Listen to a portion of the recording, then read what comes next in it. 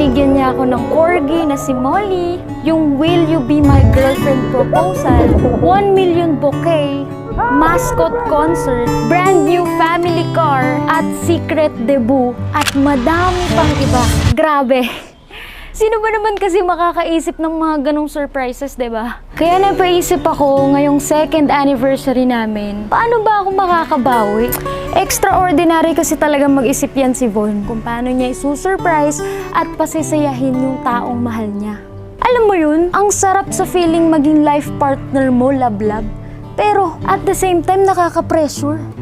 Kasi sa relasyon natin, hindi lang naman pwedeng ako lang ang masaya. Dapat ikaw din. Kaya sa tagal-tagal kong nag-isip, plinano kung paano ba talaga kita mapapasaya. Tinanong ko na sila Bustoni, sila Yang A, pero ayoko naman ng mga suggestions nila. Kaya naman, naisip kong gawin to, si